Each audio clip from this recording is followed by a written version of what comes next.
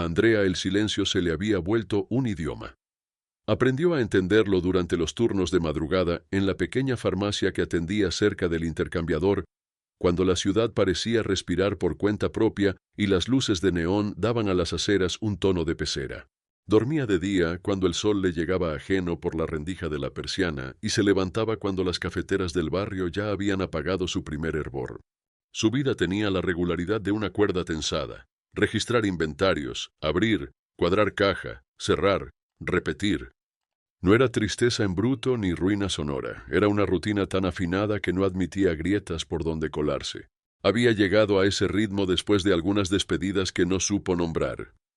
Cuando su madre faltó, las llamadas se volvieron menos frecuentes y los mensajes más secos.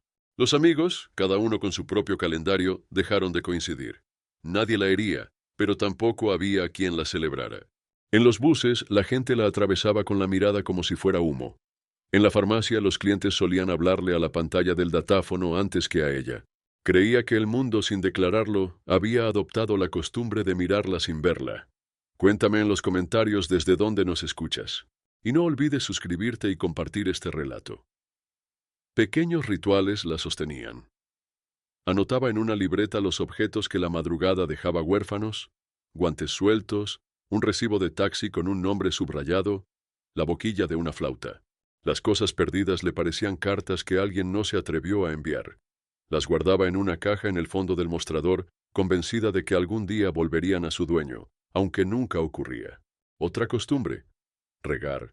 A la salida, una planta maltratada que sobrevivía en la esquina, encajada en un balde pintado con una mano torpe. La llamó La Resistencia, y la planta, a su manera, aceptó el nombramiento. Una madrugada de lluvia finísima, esa que hace ver a la ciudad como dentro de una bolsa, llegó un joven con el abrigo empapado y las manos temblorosas. Pidió vendas, algodón, alcohol, no preguntó, despachó sin juicio. Anotó mentalmente que volvía la huella de alguien que necesitaba repararse y se fue. Más tarde encontró sobre el mostrador una pequeña grulla de papel hecha con el ticket de compra. A un lado, un trazo de tinta. Gracias. No había firma. Podía ser un acto reflejo de quien, incluso herido, recordaba el impulso elemental de agradecer. A Andrea le pareció un gesto sin destinatario exclusivo, como esos besos lanzados al aire en los desfiles. Sin embargo, lo guardó en la caja de objetos perdidos como si fuera a reclamarlo el dueño de esa gratitud. El día siguiente despertó con un ruido distinto al de siempre. En la puerta de su cuarto, en el viejo edificio donde alquilaba un cuarto con ventana al patio interior, el cerrojo ya no se trababa. Un vecino había cambiado la pieza defectuosa, dejando un papel adhesivo con una frase: para que el sueño no se te salga por la puerta. El trazo era apretado y limpio, de alguien acostumbrado a resolver cosas con las manos. Nadie tocó, no había firma, no había deuda. En el pasillo, la portera decía que el albañil de 2A había subido temprano con herramientas. Andrea pensó en agradecer, pero no estaba segura de quién había sido el responsable, y la timidez pudo más que la iniciativa. Ese día caminó hacia el trabajo con la conciencia de que algo mínimo había caído en su vida como una moneda sobre el agua. El círculo se había ondulado. En el intercambiador, los vendedores ambulantes montaban sus tableros y un saxofonista de barba blanca arrancaba su nota grave. Andrea sintió, por primera vez en muchas semanas, que el aire no solo entraba y salía, también se alojaba.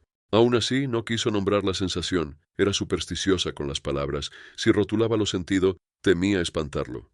Al llegar a la farmacia, encontró el vidrio del mostrador seco a pesar de la llovizna y el olor a desinfectante le resultó menos agresivo. Encendió la radio a volumen bajo. El locutor hablaba de cosas remotas: partidos, vientos, cifras. Ella oyó, en cambio, el tic-tac de un engranaje íntimo que por fin recogía polvo para probar que existía. A mitad de la jornada, un cliente devolvió un medicamento sin destapar. Dijo haber comprado de más sin mirar la receta. Eso tampoco era usual. Fue una suma de pequeñas noticias improbables, como cuando una estiba mal acomodada no cede de milagro. De regreso al edificio, reparó en un detalle que nunca había visto. Sobre el muro del primer descanso de las escaleras, alguien había clavado un corcho viejo, y en él, prendida con una chinche, una tarjeta que decía: Muro de favores. No había listas ni reglamentos, solo otro papelito a su lado, donde alguien pedía un destornillador de estrella y ofrecía a cambio coser un dobladillo. El tablero era incipiente, casi ridículo en su aspereza, pero contenía la promesa de una gramática nueva entre vecinos que apenas se saludaban moviendo la barbilla. Andrea se quedó un momento mirándolo. Sentía una mezcla de escepticismo y curiosidad. La velada sospecha de haber obedecido, sin saberlo, un guión en el que ella también figuraba. Se acostó tarde, con la radio encendida para que el silencio no se sintiera tan puro. Mientras el locutor despedía la noche hablando de mareas y satélites, Andrea giró entre las sábanas con la certeza que tanto había evitado. Quizá el mundo estaba dispuesto a mirarla si ella aprendía a sostenerle la mirada. No era fe en nadie en particular. Era, más bien, en la posibilidad de que las cosas pequeñas se tocaran y se encendieran unas a otras, como los foquitos de una guirnalda que habían permanecido apagados por costumbre. Dormida al fin, no vio cuando en la puerta alguien volvió a dejar una nota. Un papelito simple con una frase que no exigía respuesta. No estás sola. A la mañana siguiente, la nota en la puerta alteró la densidad de la casa. 3 palabras capaces de abrir una habitación entera dentro del pecho. Andrea las leyó sin exagerarlas y sin minimizar su efecto. Las dobló con cuidado y las guardó en la billetera como un amuleto. Caminó al trabajo con la extraña sensación de llevar luz en un bolsillo. El día avanzó con su costumbre de gotas. Clientes calculando lo justo, niños con gripes escolares, un repartidor que trajo cajas con el sello mal impreso. En el turno de la tarde, apareció una mujer con una bolsa de lienzo llena de frascos de vidrio. Tenía la mirada cansada de quien ha contado monedas sin que le alcance. Preguntó si podían recibir los frascos para reciclar. A cambio ofrecía un servicio de limpieza de vitrinas. Había en su ofrecimiento una dignidad que desarmaba. Andrea recordó el muro de favores y, venciendo la timidez, le habló del tablón del edificio, aun sabiendo que acaso la mujer no vivía allí. Ella agradeció el dato y se fue con una especie de promesa flotándole alrededor, como quien visualiza un lugar al que pertenecer. Esa tarde, de regreso, el tablón tenía nueva anatomía. Alguien había fijado una hoja donde se ofrecía revisar chapas en mal estado. Otro papel, con letra infantil, pedía ayuda para una tarea de ciencias. Había, en el margen inferior, un dibujo torpe de la planta de la esquina con un vaso de agua al lado. No había nombres completos, solo apodos o iniciales y, a veces, un número de apartamento. El tablero se había convertido en un espejo de necesidades discretas y de oficios prestados. A Andrea le hizo gracia descubrir un papel con la frase: se cambia bombillo sin miedo a la altura. A. Por primera vez en mucho tiempo sintió el impulso de escribir algo propio. Subió al cuarto, buscó un cuaderno viejo y arrancó una hoja. Anotó: tengo hilo y aguja, sé surcir. M. Dudó. Escribir la inicial implicaba admitir que se encontraba en esa topografía común. Sin embargo, la idea de permanecer fuera la incomodó más que la de entrar. Bajó y fijó el papel con un alfiler. La acción le produjo un leve vértigo seguido de una calma, como cuando el ascensor se detiene exacto al nivel del piso después de una bajada. A las 2 noches, la portera le entregó una bolsita de tela con varios calcetines y una nota. Gracias, M. No sabía a quién preguntar. L. En el sobre, además, había una galleta envuelta en servilleta. Andrea pasó los dedos por la costura de uno de los calcetines y encontró el placer antiguo de reparar lo que aún merece vida. No era altruismo iluminado ni sacrificio heroico. Era un intercambio sencillo donde cada quien ponía a circular aquello que sabía hacer sin endeudarse en solemnidades. Comenzó a notar otras señales.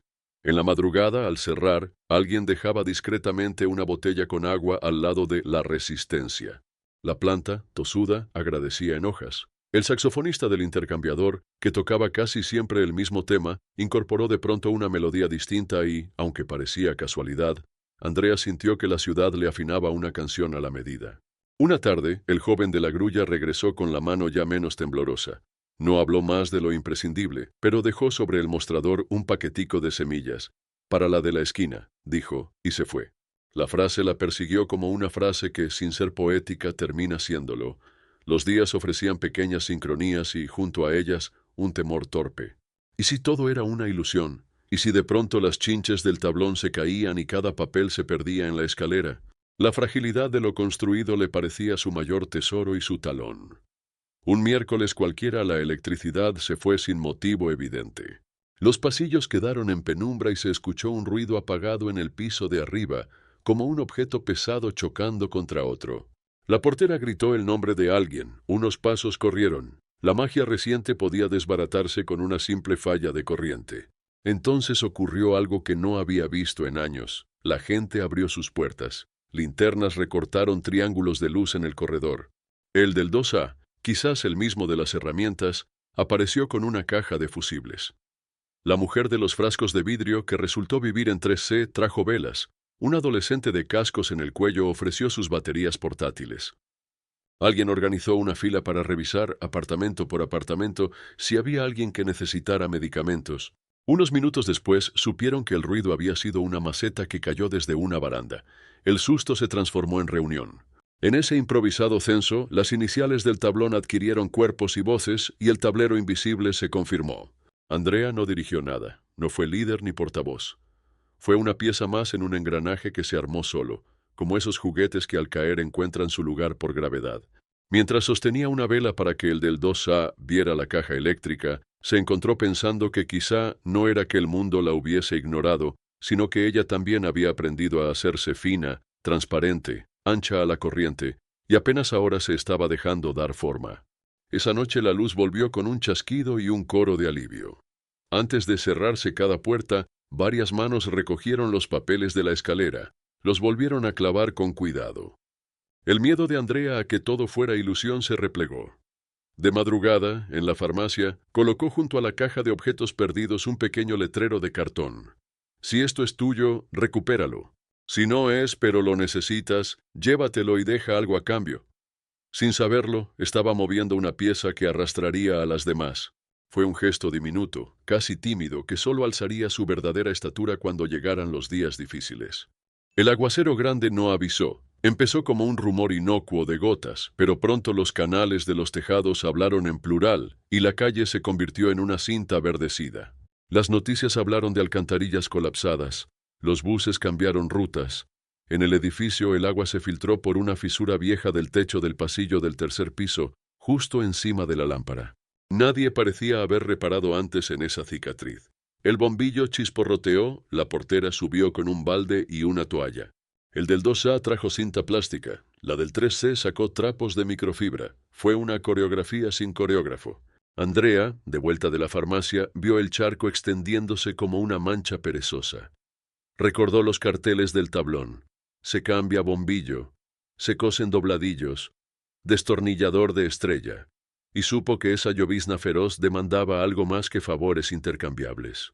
Hacía falta una cuerda, una estructura para sostener el gesto en medio del desorden. Se le ocurrió, sin estandartes, que podía ofrecer la farmacia como punto de acopio temporal para aquello que los vecinos quisieran compartir. Cobijas, impermeables, medicamentos duplicados, pilas. No era una campaña. Era, en su cabeza, un hilo tendido entre dos clavos. Hizo un aviso a mano. Si te sobra algo que pueda ayudar a pasar el aguacero, déjalo aquí. Si te falta, pregunta. Lo fijó en el vidrio con cinta transparente. Los primeros en reaccionar fueron quienes suelen desconfiar de los avisos. Un señor dejó un paraguas plegable con una varilla vencida, que sin embargo, todavía protegía. Una niña entregó una caja de crayones envueltos en una bolsa hermética para que no se humedecieran, por si alguien tiene que entretenerse sin electricidad. Un repartidor aportó bolsas grandes negras. La caja de objetos perdidos se mezcló con la cesta de cosas prestables y, sin grandes anuncios, la farmacia se volvió un almacén de contingencia común. La lluvia, mientras tanto, mostró los huesos del barrio. La tienda de la esquina, con techo de zinc, comenzó a filtrar gotas sobre los frascos de dulces. El señor de los jugos cerró temprano. El saxofonista desapareció por unos días. Por la radio supieron de un deslizamiento en la loma lejana. No era una catástrofe, pero sí una prueba. En el edificio, la fisura del tercer piso creció lo suficiente para colar el miedo. La portera, que conocía todos los nervios de las tuberías, sugirió evacuar por unas horas ese tramo del corredor. El adolescente de los cascos conectó una lámpara portátil. La oscuridad dejó de parecer una amenaza y pasó a ser decorado provisional. Fue entonces cuando la cuerda mostró para qué servía. Llegó un mensaje manuscrito que alguien pegó al tablón con cinta de embalar. Don Efraín del 4B no puede bajar escaleras. Tiene pastillas para la presión en la farmacia, no tiene cómo ir. La letra era de apuro y la firma apenas una A. Andrea reconoció el apellido. Don Efraín era el que pedía periódicos viejos para forrar cajones, un hombre del que solo se conocía el silbido. Sin pasarela ni comité, bajó el cierre metálico de la farmacia hasta la mitad y se internó en el aguacero con una bolsa contra el agua, los medicamentos con receta y un paraguas. Subió al cuarto piso con pasos firmes y a cada descanso alguien le ofrecía un trapo, una linterna, una broma breve. Don Efraín abrió con dificultad, sujetando el bastón. A Andrea le bastó ver la sonrisa con la que el hombre recibió las pastillas para entender que la cuerda, invisible, había resistido su primera tensión. Cruzaron apenas un par de palabras. El resto lo hizo la certeza práctica de haber resuelto algo. En el descenso, la vecina del 3C le entregó una caja con empaques de galletas, para el muchacho de la portería, que no había comido. Esa noche, cuando el agua se cansó de sí misma y comenzó a retirarse, el edificio tenía una respiración nueva, como si tras una fiebre viniera un descanso. Alguien dejó sobre el muro de favores una nota que no pedía ni ofrecía nada. Gracias por sostener la cuerda. Andrea la leyó sin bonitos. Entendió que por primera vez formaba parte de un plural que no se sentía como una asamblea, sino como una casa que aprende a acomodar sus muebles para que nadie tropiece. Y sin embargo, algo chirrió. El tablón que crecía en anuncios mínimos recibió un papel distinto. Se busca a la persona que dejó una bolsa de pan en el descanso del segundo piso hace 2 meses. Quiero hablar. Firmaba una L. La curiosidad de Andrea se encendió con rapidez porque recordaba un gesto desordenado de su propia vida. Una mañana, al salir temprano, había dejado una bolsa de pan repartiéndola en la baranda para quien la necesitara, sin pensar demasiado. No estaba segura de si se trataba de la misma bolsa, pero la coincidencia la inquietó. Había en ese llamado algo que la tocaba a contrapelo, el pasado devolviéndole un eco. No respondió de inmediato. Observó con cierta culpa cómo otros papeles cubrían el aviso. Sin embargo, el nombre, L, quedó latiendo en algún lugar de su vigilia. La cuerda había sido tensada por la lluvia, lo que venía tal vez la tensaría por dentro. El aguacero pasó, como pasan los animales grandes, dejando huellas de barro. Las baldosas de la entrada quedaron manchadas, el musgo encontró donde apostar. La rutina, esa insistente, empezó a reanudarse con la velocidad de siempre, pero el edificio ya no era exactamente el mismo. El muro de favores lucía ahora un orden raro. Alguien había trazado líneas para que los papeles no se montaran unos sobre otros. Habían aparecido chinches de colores. La portera, sin decirlo, limpiaba el tablero cada mañana con un paño húmedo. Andrea llegó al trabajo pensando en la nota de L. Había decidido, con ese pragmatismo suyo que muchas veces se confundía con timidez, que si la persona volvía a preguntar, se identificaría. Mientras tanto, la farmacia continuaba su pequeña revolución silenciosa. La caja de objetos perdidos había mutado en caja de circulación, como la llamó una clienta al dejar un paraguas y llevarse un libro de pastas duras. Ese gesto inauguró otra cosa. Algunos empezaron a depositar libros con dedicatorias escondidas, recetas manuscritas en servilletas, cartas sin destinatario que alguien se animaba a leer. Un mediodía, cuando el sol parecía de mentira sobre la avenida, la mujer de 3C, L, entró a la farmacia con una bolsa de tela. Tenía ojeras de mapa, pero los ojos atentos. Pidió un paquete de algodón y, al pagar, dejó sobre el mostrador un papel doblado. Era la misma inicial que en el tablón. La nota decía: hace 2 meses alguien dejó una bolsa de pan en el descanso. Esa mañana mi madre, diabética, no había desayunado y yo no tenía nada. Ese pan le subió el azúcar cuando estaba por desvanecerse. No sé si fuiste tú, si lo fuiste gracias, si no gracias igual por la caja de cosas que circulan. No pedía respuestas ni encuentros. Era una pieza que encajaba en otra, como si el pasado hubiera encontrado su bisagra. Andrea leyó lentamente, como si cada palabra tuviera un peso específico que no debía dejar escapar. Recordó la mañana de los panes. Habían sido un antojo de reparar algo invisible en el pasillo, un gesto sin objetivo preciso.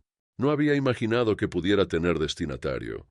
La idea de que un acto suyo, mínimo, casi irresponsable, hubiese sido la diferencia entre un desmayo y una mañana más, le tocó una cuerda que creía muerta.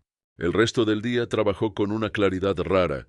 Descubrió que la fe, esa palabra que había evitado como si que Andrea no caía del cielo ni se agarraba a credos.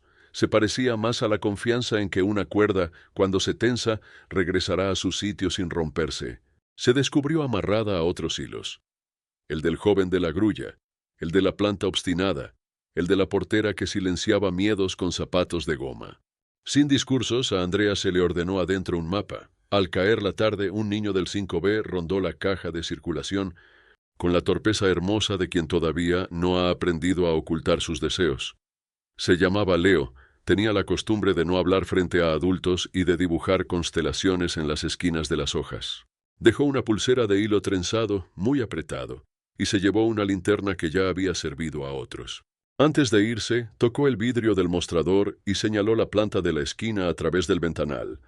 Hizo un gesto con la mano como quien la riega.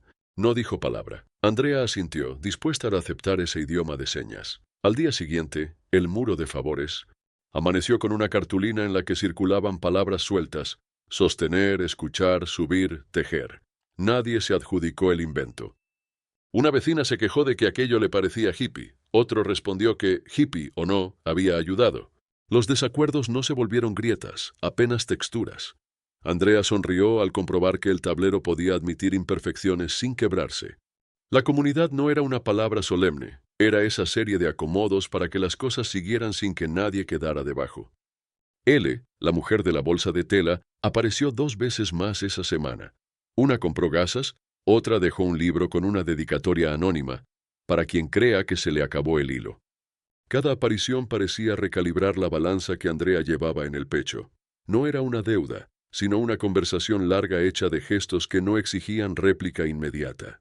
A menudo, al cerrar, se quedaba mirando la caja y el tablón, preguntándose cuántas vidas rozaría al día siguiente con cosas tan banales como una cinta de enmascarar o un frasco pequeño para muestras. Una noche, al llegar a su cuarto, encontró en su puerta la grulla de papel del primer día, pero ahora hecha con una página de agenda donde alguien había dibujado, diminutas, varias puertas abiertas. En una de ellas, casi microscópica, se leía la frase: «No estás sola». El trazo era infantil, comprimido, con la impaciencia de quien quiere decir demasiado con pocas líneas. Andrea supo, sin certezas, que Leo tenía algo que ver. El gesto le pareció tan desarmado y tan perfecto como una lámpara recién arreglada. Creyó que ya todo estaba dicho, que la historia cerraba en sí misma. No se imaginó, porque nadie imagina lo que le falta, que el giro no venía de la gratitud, sino de lo que uno es capaz de sostener cuando le toca ser el clavo. Fue un viernes de sol indecente, de esos que, después de muchos días de lluvia, parecen pedir disculpas con exageración. La radio hablaba de normalidades. La farmacia amaneció con clientes pacientes, y el saxofonista regresó con un tema que se sabía de memoria.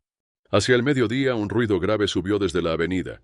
2 carros chocaron en cadena a la salida del intercambiador. No fue un estruendo de película, pero sí suficiente para arrancar un tropel de voces, sirenas de ciclistas con silbatos, teléfonos temblando. Andrea, que jamás corría hacia donde corría la gente, se encontró moviendo los pies con obediencia desconocida. Cerró el mostrador, dejó a la portera a cargo por unos minutos y salió. A mitad de cuadra vio a la mujer de 3C sentada en el borde de la acera, las palmas en el suelo, pálida de golpe. A su lado, un niño pequeño lloraba sin lágrimas, mudo de susto. Leo, a unos metros, apretaba en la mano la linterna que había tomado de la caja semanas atrás. Los carros tenían las trompas rotas. Uno de los conductores, con la frente abierta, intentaba marcar un número. Andrea respiró hondo y recordó el hilo. No sabía curar heridas profundas ni mover carros, pero sí podía ordenarlo inmediato.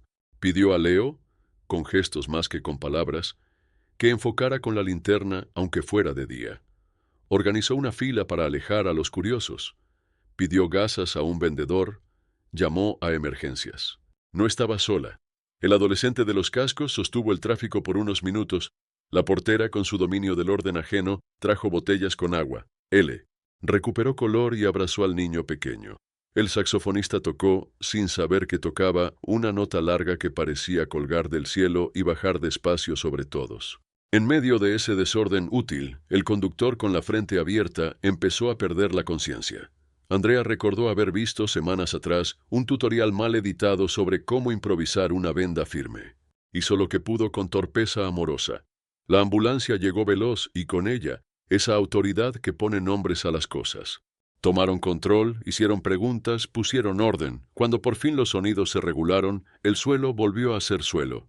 Fue entonces cuando ocurrió el gesto que alteró la historia interna de Andrea. Alguien, sin decir de dónde, le puso la mano en el hombro, apretó apenas y dejó ahí una presión cálida. No fue un abrazo ni una felicitación. Fue una manera de decir estamos que no necesitaba gramática. Al girar, vio al del 2A, al muchacho de los cascos, a la portera que por primera vez desde que la conocía tenía los ojos brillosos. Detrás, L sostenía la mirada como quien afirma una promesa. No hubo discursos ni fotos. Regresaron a la farmacia para lavar la sangre de las manos y devolverse, cada cual, a su esquina. Andrea, sin embargo, se llevó consigo una certeza nueva. En la cuerda que tantas veces había sostenido cosas ajenas, ahora otras manos sostenían su nudo. Experimentó, y no exageró el término, una fe simple, sin estampas. La confianza en que si caía habría cuerpos que amortiguaran el golpe aunque no supieran su biografía. Esa noche, al subir al cuarto, encontró la puerta entreabierta. No hubo susto. Adentro, sobre la mesa, la grulla de papel de Leo se había multiplicado. 6, pequeñas, cada una con una palabra en la espalda. Agua, mano, luz, pan, caja, cuerda. No había firma. Las palabras parecían inventario y oración a la vez. Andrea, que no rezaba, entendió que había recibido la única plegaria que estaba dispuesta a aceptar. Un recuento de lo que se sostiene. Dormir fue fácil. Soñó, y no solía hacerlo, con un tablero que crecía hasta tocar el techo de un gimnasio, con chinches como estrellas, con notas pegadas que formaban constelaciones. En una esquina, una nota vieja decía, para que el sueño no se te salga por la puerta.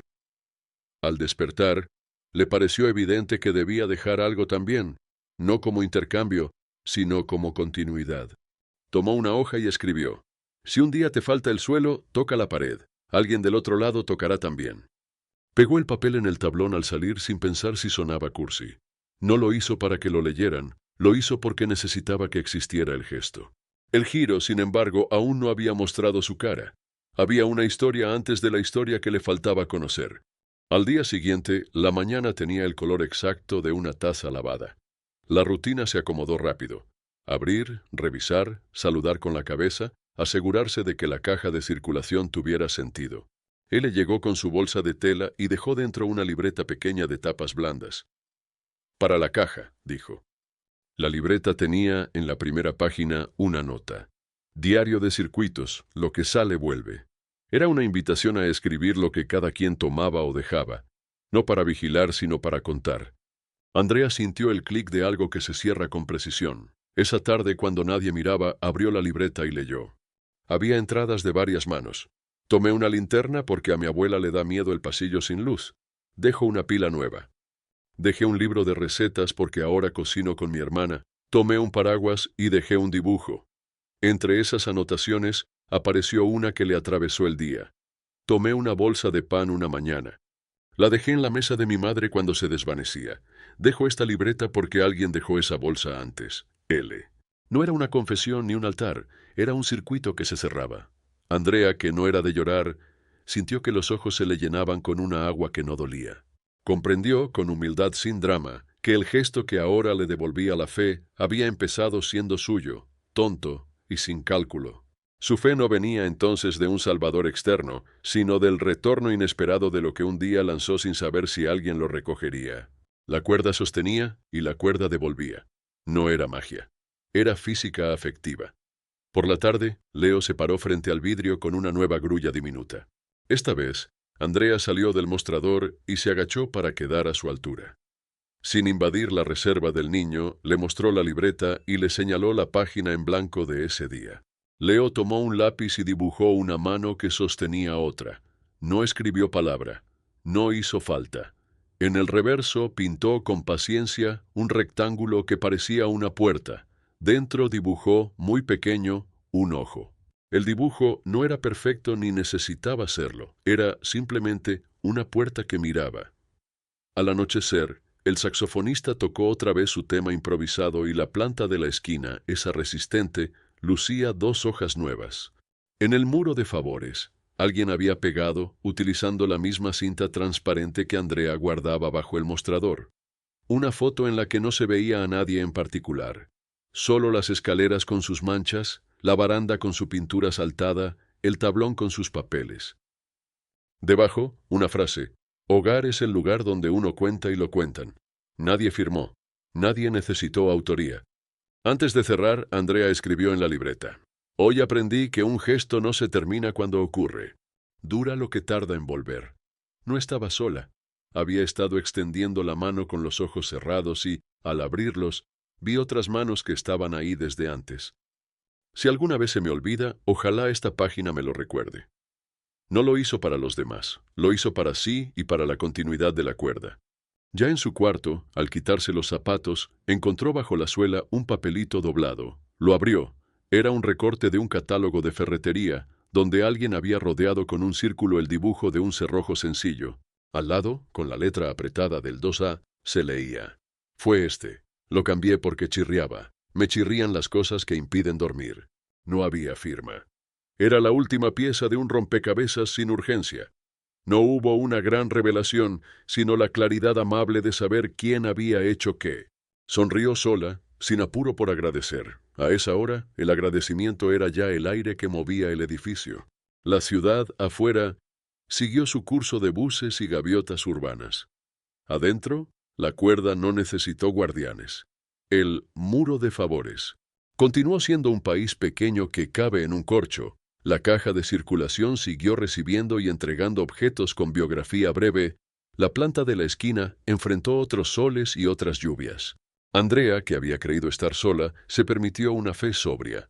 La de la mano que no falla cuando toca pared. No juró lealtad a ninguna causa, no inscribió su nombre en ninguna lista. Solo afinó sus días para que cupiera la distancia exacta entre el gesto y la respuesta. Al apagar la luz, se detuvo un segundo frente a la puerta. Probó la cerradura. No chirrió. Dejó por dentro una grulla pegada con cinta. En la espalda escribió una frase que no exigía destino. Para quien la encuentre cuando crea que está solo, no lo está. Dejó la puerta en paz, el sueño en su sitio, y la cuerda tendida, como se dejan las cosas que pertenecen al mundo.